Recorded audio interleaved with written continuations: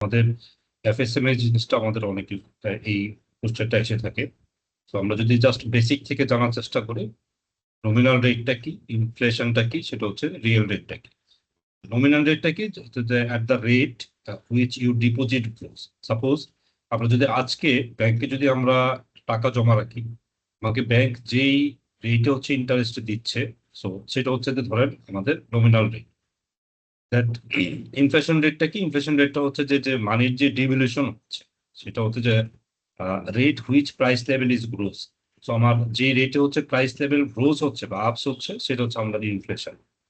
And real interest রেটটা কি, যখন প্রাইসের ভিতরে বা আমার ইন্টারেস্টের ভিতরে যখন হচ্ছে যে ইনফ্লেশনটা অ্যাডজাস্টেড থাকে, সেটা হচ্ছে যে আমার real interest rate. So real estate rate at the rate which your purchasing power is grow. So in রিয়েলিটিতে আমার পার্চেজিং পাওয়ার আমার কতটুকু গ্রো হচ্ছে, সো সেটাই হচ্ছে যে আমার real interest rate. That means আমার নমিনাল রেট থেকে যদি আমি ইনফ্লেশনটা আমি বাদ দিই, তাহলে হচ্ছে যে অ্যাকচুয়ালি আমি রিয়েল ইন্টারেস্ট রেট আমি জানতে পারবো। তো আমরা যদি একটা উদাহরণের মাধ্যমে বোঝার চেষ্টা করি, সেটা হচ্ছে টুডে আমার কাছে যদি আজকে 100 টাকা থাকে, সো আমি 100 টাকা ব্যাংকে রাখতে পারি, অথবা ধরেন সাপোজ আমি কোনো স্টক পারচেস করে রাখতে পারি, রাইট?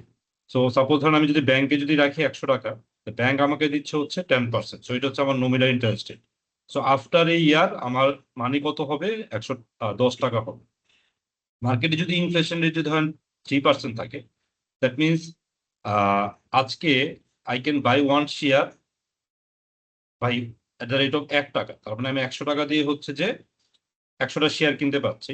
এবং আফটার 1 ইয়ার, 1 বছর পরে এই শেয়ারের প্রাইস অ্যাকচুয়ালি যদি আমরা ইনফ্লেশন অ্যাডজাস্ট করি, শেয়ারের প্রাইস হয়ে যাবে হচ্ছে 1 টাকা 3 পয়সা।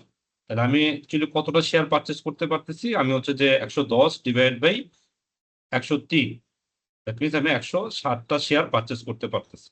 তো আমি যদি 100 টাকা দিয়ে পারচেস করতাম, তাহলে আমি 100টা শেয়ার পারচেস করতে পারতাম। 1 বছর পরে হচ্ছে যে আফটার ইনফ্লেশন অ্যাডজাস্টেড আমি 160টা। তাহলে আমার ইন রিয়েল অ্যাকচুয়ালি আমার গ্রোথ কতটুকু হচ্ছে, গ্রোথ হচ্ছে 7%, নট কিন্তু 10%। আমি যতটুকু টাকা রেখেছি, যতটুকু টাকা আমি পেলাম, সেটার এগেনস্টে আমি যে সেম স্টক যেটা পারচেস করতে পারতাম ব্যাংকে না রেখে, যদি ডিপোজিট পারচেস করতাম, তাহলে যে টাকাটা পেতাম এবং যেই স্টক পারচেস করতে পারতাম, সেটা কিন্তু আমার প্যারালালি সমান না। তার মানে আমার এখানে 3% আমার পারচেজিং পাওয়ার কি হয়েছে, প্রাইস লেভেল গ্রো আপ হয়েছে।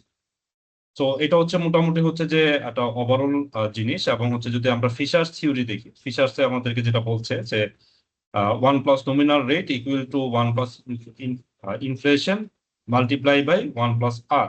দ্যাট মিনস হচ্ছে যে আমার পার্চেজিং পাওয়ারকে যখন আমি অ্যাডজাস্টেড করছি, অথবা আমার ইনফ্লেশনকে যখন আমি অ্যাডজাস্টেড করছি, তখন হচ্ছে যে আমি যেটা পাচ্ছি, সেটা হচ্ছে যে আমার রিয়েল ইন্টারেস্ট রেটটা আমি পাচ্ছি। থ্যাংক ইউ, ভালো থাকবেন সবাই।